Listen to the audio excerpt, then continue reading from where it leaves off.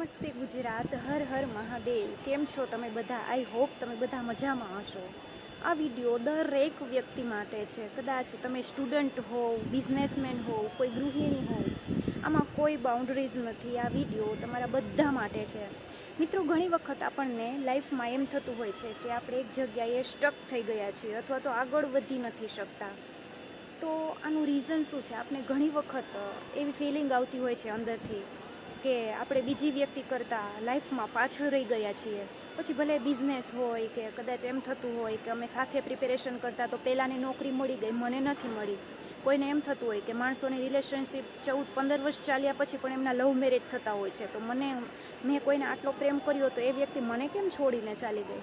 તો મિત્રો, કદાચ કારણો એવા હોઈ શકે કે તમે આ એક છે ને કમ્પેરિઝનના ભાવમાં જીવો છો અને કોઈ વ્યક્તિ તમને છોડીને ચાલી ગઈ ને તો કદાચ બની શકે કે તમે એના પ્રેમમાં એટલા આંધળા બની ગયા હો કે તમે તમારી જાતને ભૂલી ગયા હોય, સેલ્ફ લવ કરતાં ભૂલી ગયા હો, એમાં એટલા ઓતપ્રોત થઈ ગયા હોવ ને કે સામેવાળી વ્યક્તિ તમને મૂકીને વહી જાય ને તો તમારું વજૂદ જ ના રહે. તો પોતાને સેલ્ફ લવ કરતાં શીખો, પોતાની જાતને પણ અહેમિયત આપતા શીખો. અને આપણે દુઃખી એટલે થતા હોઈએ છીએ કે આપણે હંમેશા કમ્પેરિઝનમાં જ જીવતા હોઈએ છીએ. આપણે એક હોડમાં જીવીએ છીએ કે પહેલાંનો બિઝનેસ આટલો આગળ વધી ગયો, અમે સાથે શરૂ કર્યો હતો, મને આટલી સફળતા કેમ ન મળી, એને મળી. પહેલાંને નોકરી કેમ મળી ગઈ?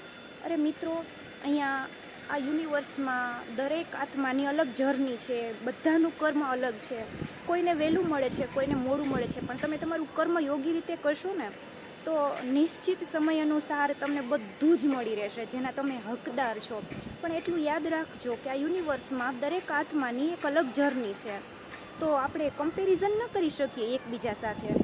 જેવી રીતે તમે એક્ઝામ દેવા જાઓ છો તો એમાં પ્રશ્નપત્રની સિરીઝ અલગ હોય છે ને, ABCDE એવી રીતના. તો તમને એ સિરીઝનું પેપર મળ્યું છે અને આગળવાળાને B સિરીઝનું મળ્યું છે, તો એનામાંથી જવાબ જોઈને બધા તમે તમારામાં ટીક કરી દેશો તો તમારા ખોટા જ પડશે ને.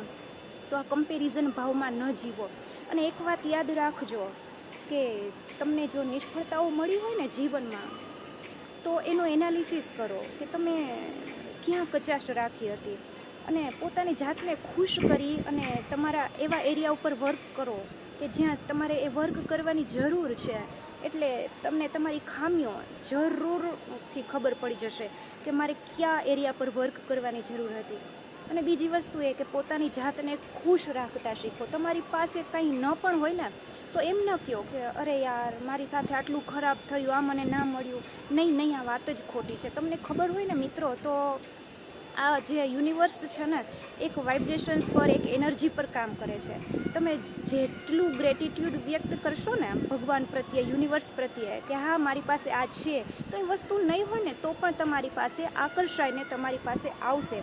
તો એવા ભાવમાં જીવવાનું બંધ કરો. તમે એમ કહેશો ને કે મારી પાસે આ નથી, આ વસ્તુનો અભાવ છે, તો તમે અભાવના વાઇબ્રેશન્સ મોકલો છો યુનિવર્સમાં. તો તમને હંમેશા એ વસ્તુની લેક જ રહેવાની.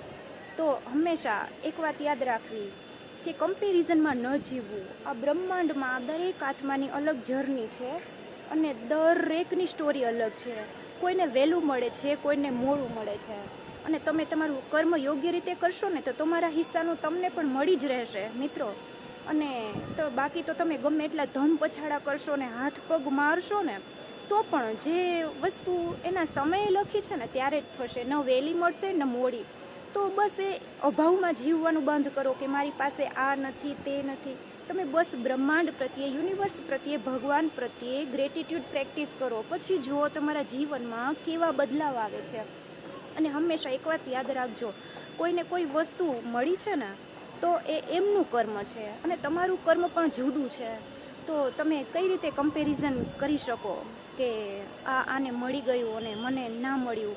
તો હંમેશા ભગવાનને થેન્કફુલ રહેતા શીખો, ગ્રેટિટ્યૂડ પ્રેક્ટિસ કરતા શીખો અને તમારા જે વીક એરિયા છે ને એના પર કામ કરતા શીખો તમે.